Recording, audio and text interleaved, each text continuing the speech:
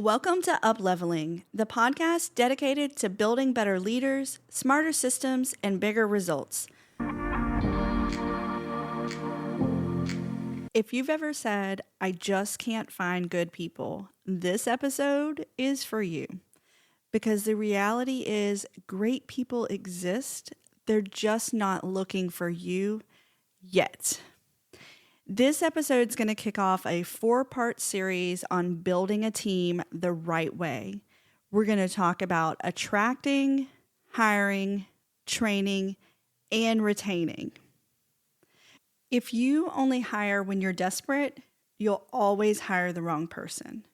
Today, we're going to talk about how to build a written hiring process that filters for values, skill, and follow-through before the first interview. So this is part 2 of my people framework. If you haven't listened to part 1, I highly recommend doing that. In part 1, we talked about attracting and your employer brand. So we talked about having a careers page, a culture guide, always accepting resumes, and really showing your vibe. So if you missed that, go listen first.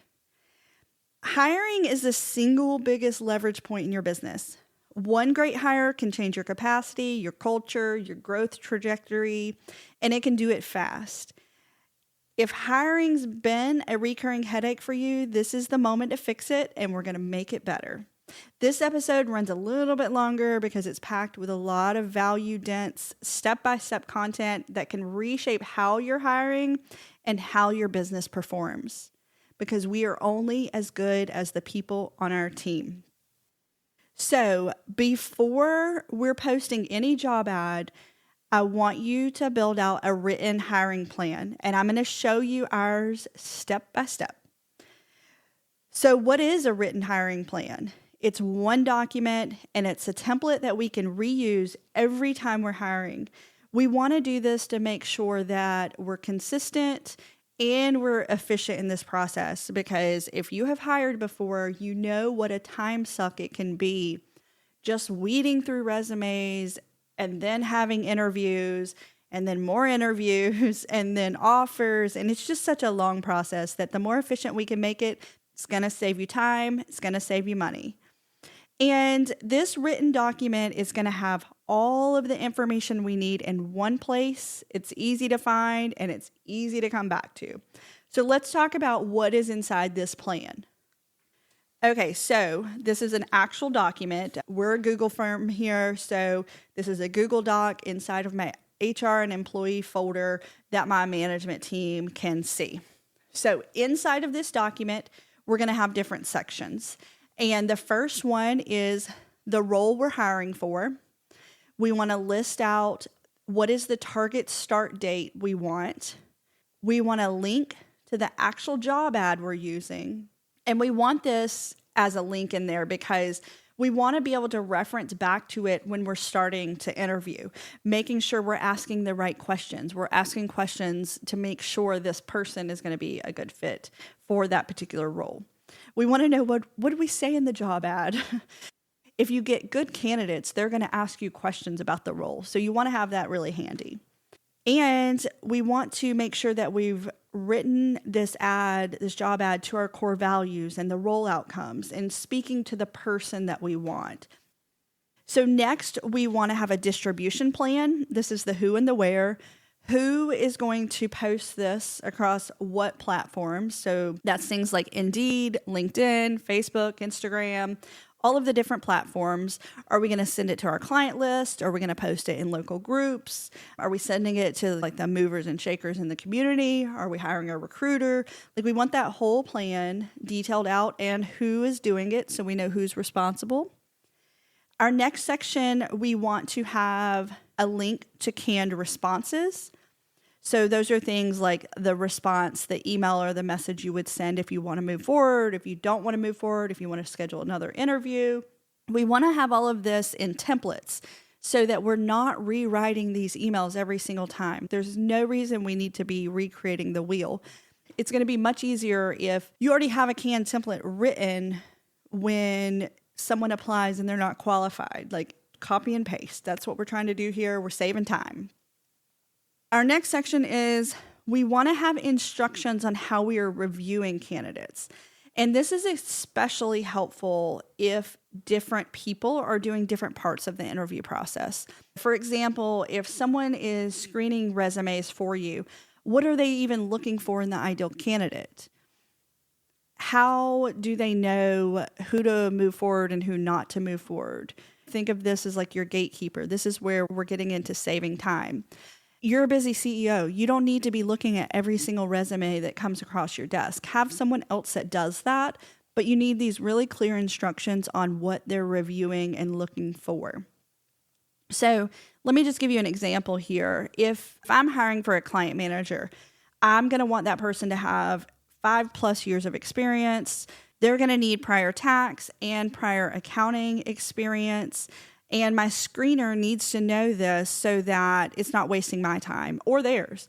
It's also not wasting time on interviewing. If I have not listed out clear instructions for the person screening resumes for me, and she puts someone through an interview process, well, that's just now wasted my time and the candidate's time. And we know how stressful it is to interview for a new job. I don't want to do that to them. And so we want really clear instructions on who is the best fit for this role. Or let me back up. It's really not even that. What are the minimum qualifications we're looking for to move people to the next level? What are they going to look for on the resume? And think of in this plan, it's going to be different for different positions. If we're hiring for a staff accountant versus a salesperson, I need these instructions to spell out what's the minimum qualification to move on. The next section of this document is going to have information on the entire interview process and the flow. So it's going to have links to interview 1 questions. For us, interview 1 is all about core values and hungry, humble, smart. Then interview 2 is more technical related, skills, experience fit. And then interview 3 is team fit, and then other things that I want to add into there to just get clarity on. So this section of our hiring plan is going to have links to those questions for me. So again, it's all in one spot. I don't want to have to be jumping around to different folders and trying to find different things while I'm interviewing or looking at candidates. So our next section is going to be links to the different assessments or background checks that we do. So we do, for our staff accountant and client manager, we do a skills test, and we're going to do that between interview 1 and interview 2. So we want this document to already have the link to that skills assessment so that when I decide I'm ready to move someone from 1 to 2, whoever my assistant is can go ahead and send out that skills assessment, and the link is right there. We're not chasing it down. Same thing for our background and reference check software. We're going to have a link to that there because we use a specific vendor to run all of our background checks. And what we do is really important that we're doing those checks to make sure we're not letting the wrong person in the door. And then our last assessment is we run a Kolbe assessment. So that's going to tell me how a person kind of thinks through their work.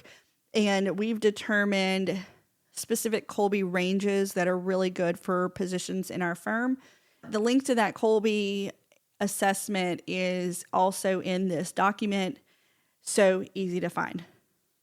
Then we're going to have a section for candidate notes. And so this document, as you can see, it gets kind of long, but it's very organized. And the reason for this section is I want one place for notes on every interview.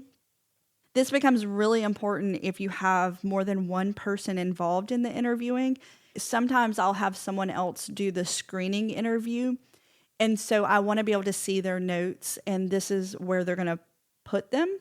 And these notes are all going to be organized by the interviewee's name so that ideally at the very end, let's say we interview 10 people, then I should be able to see a section for each person, and I should be able to see notes on interview 1, on interview 2, on interview 3.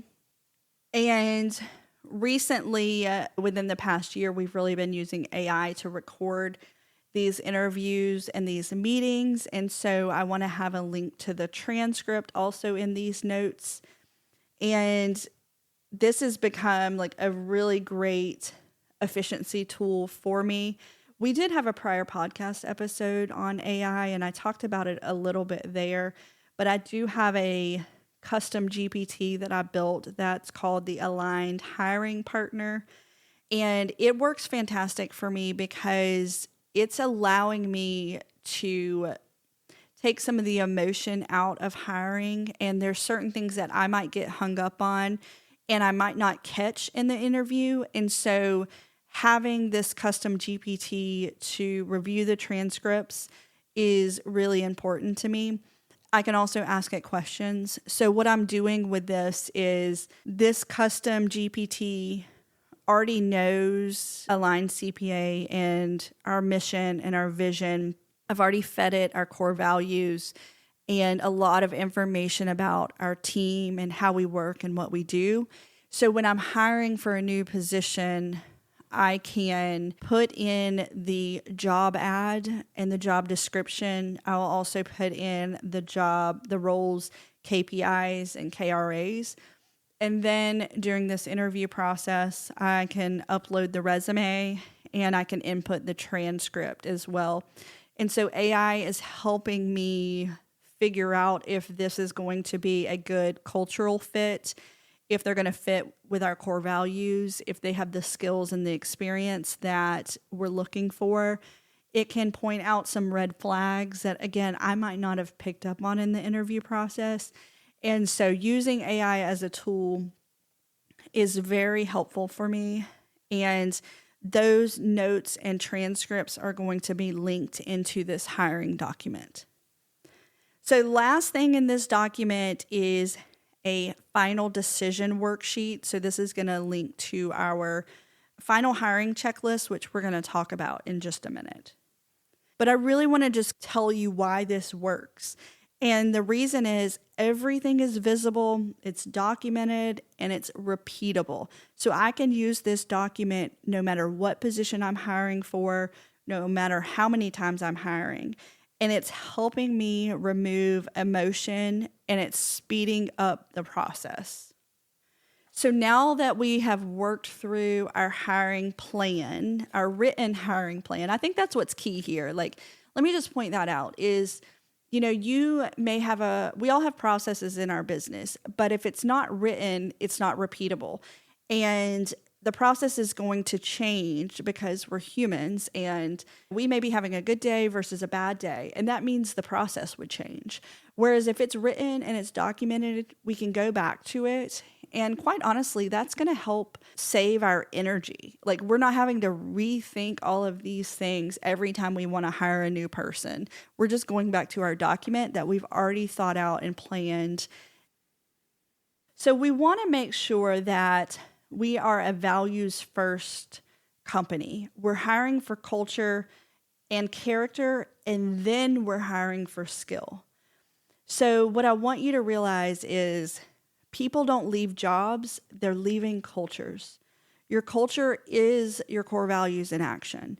And if you're one of those people that have never really believed in core values or you think they're fluff, they are so important during this hiring process, and this is exactly what builds the culture. So if, you've got a place where people don't want to show up to work and they're moaning and groaning all the time and there's drama and there's gossip, it's coming back to your core values. So that's what I really want you to think about here is if you don't have written values in place, you need to work on that before you work on anything else.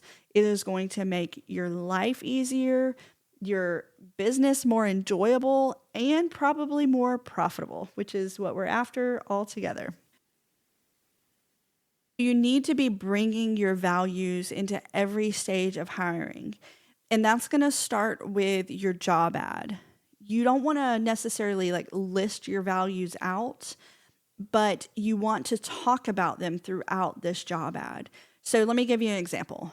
One of our values here at Aligned is continuous learning.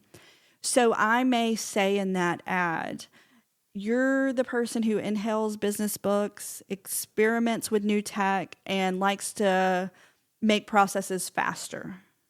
Because if I say that sentence and someone does hold a value of learning, they're going to be attracted to this ad.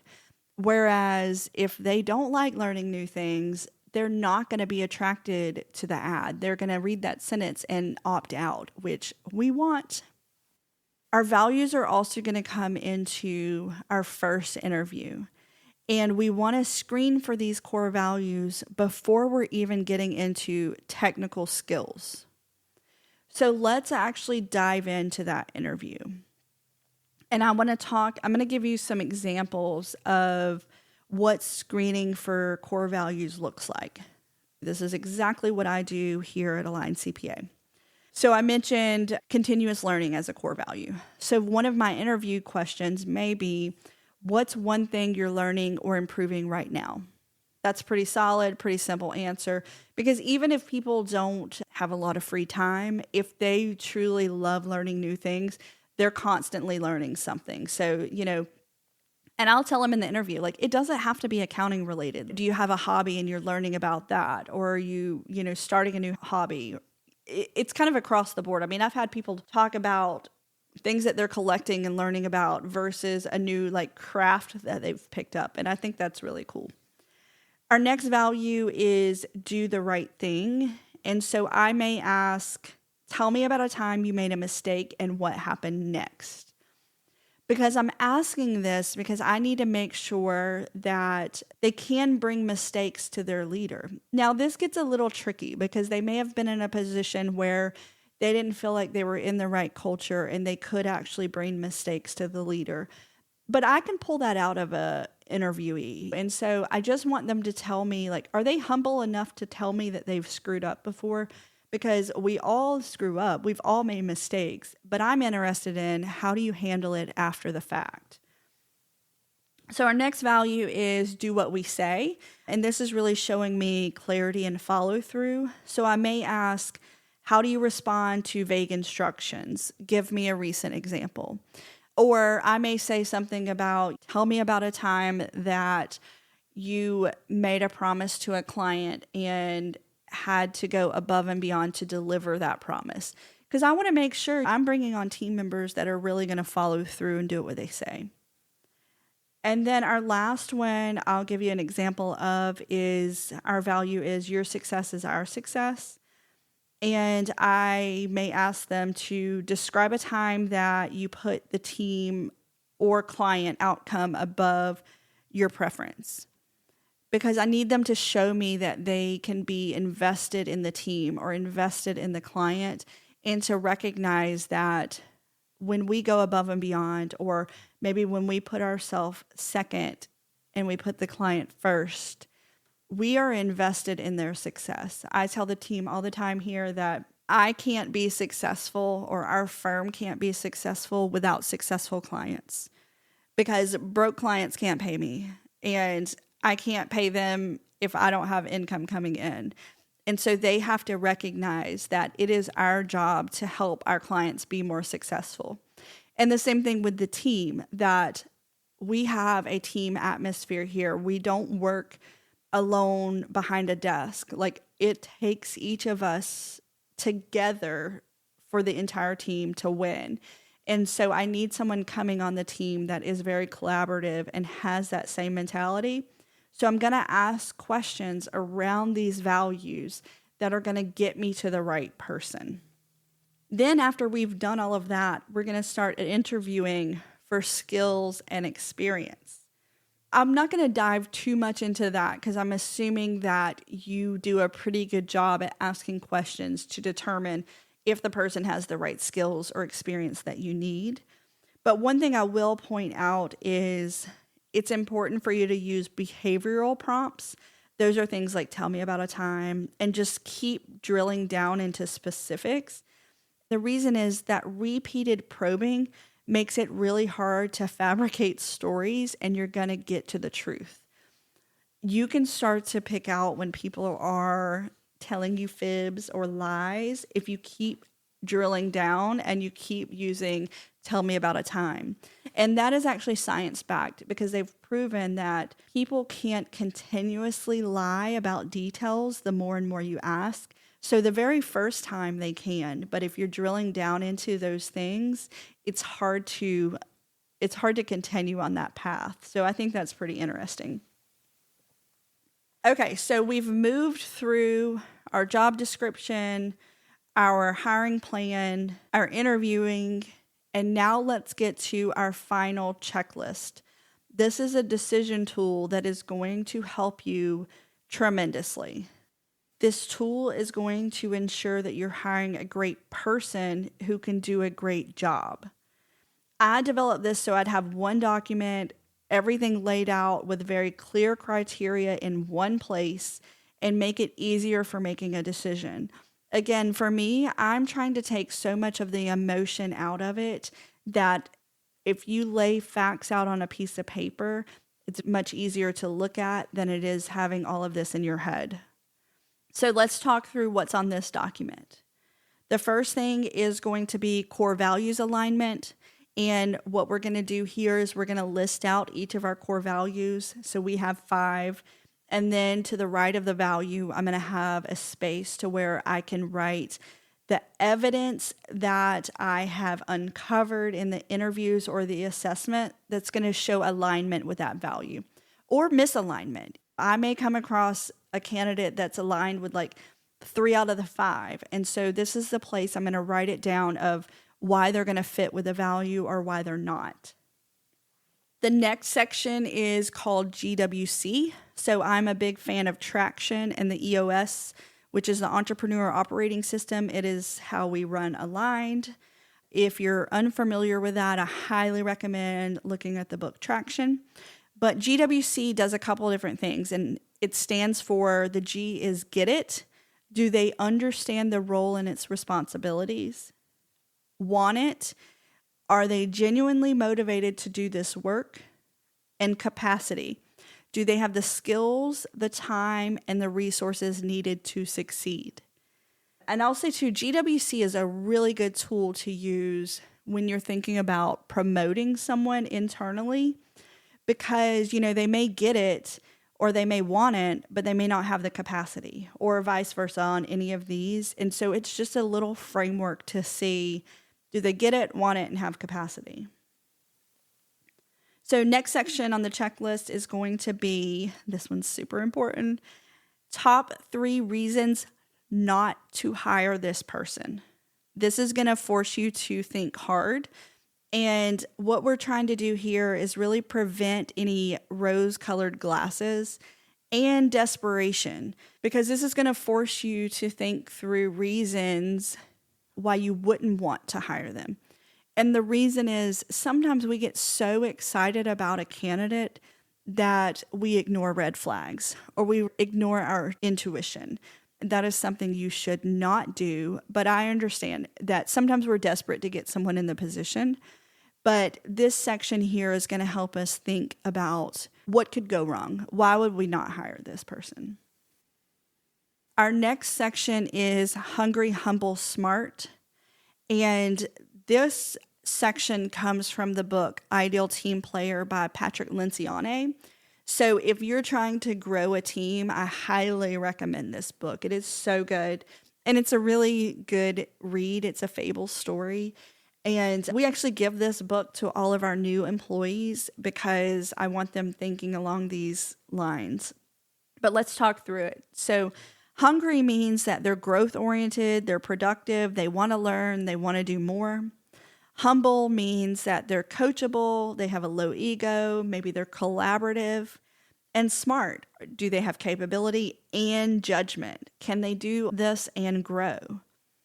And I can tell you with 100% of past experiences, when I have had employees that did not fit well with the team, I could identify one of these 3 of an area that someone did not fit in. So hungry means like, do they want to do more? Do they want to be more productive? I've had people that fail the humble aspect because they have a big ego. They want to be the shining star. And yes, we all want that. But can you work with a team? Can you uplift a team and not have to be the hero all of the time? Can you set your ego aside to accomplish the mission? And then smart. Are you smart enough?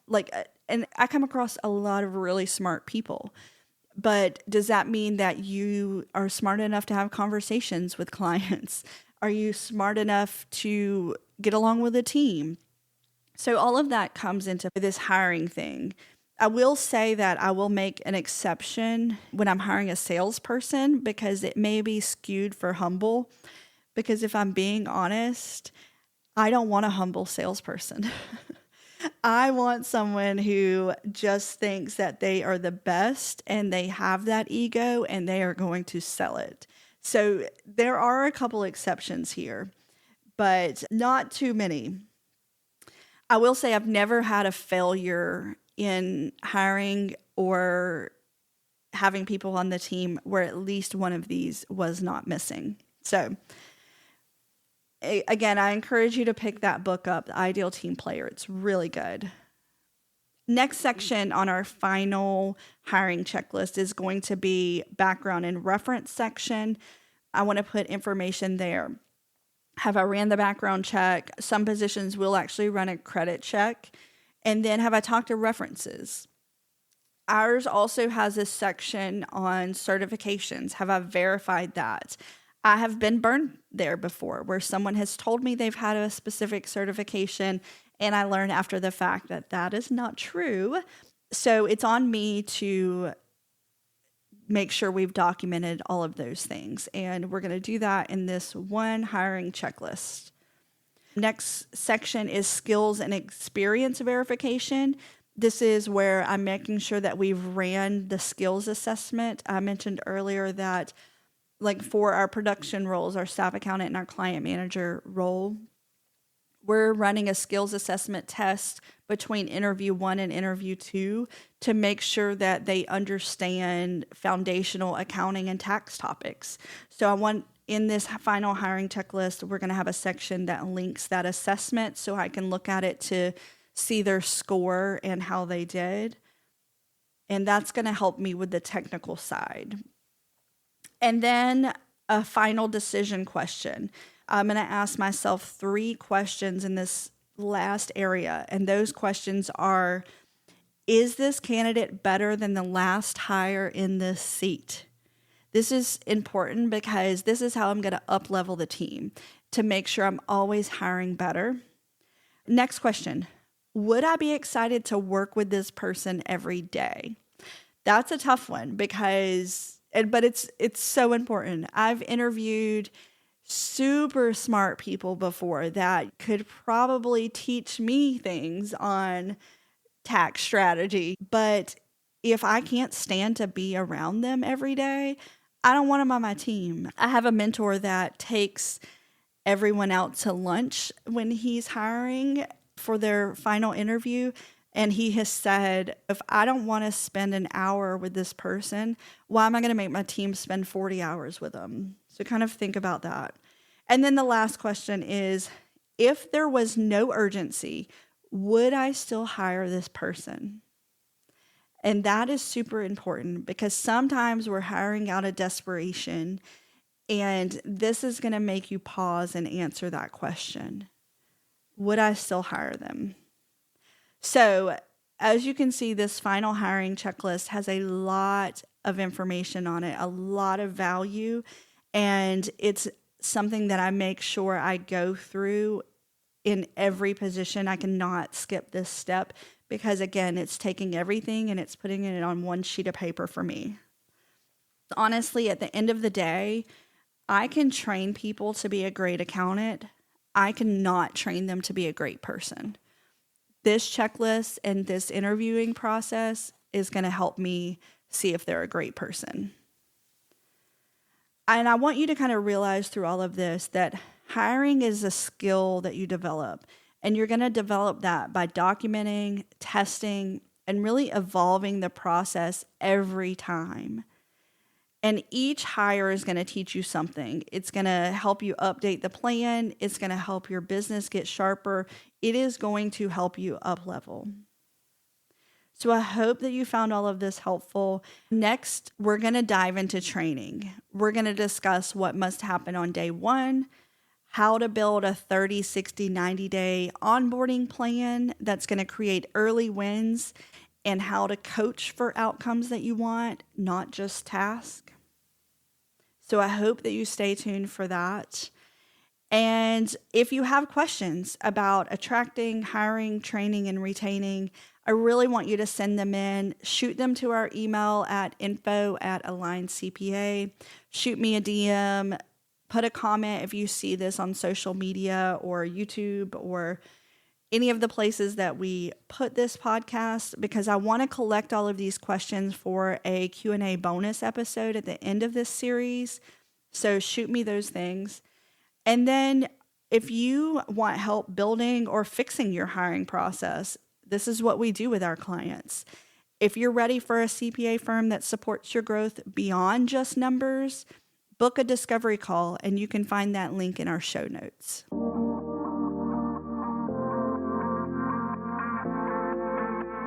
Thanks for tuning in to Upleveling. If you found value in today's episode, be sure to subscribe and leave a review. It helps more entrepreneurs like you discover the show. Let's keep the conversation going. Connect with us on social media or visit AlignCPA.com for resources and updates. Until next time, keep leading, optimizing, and upleveling.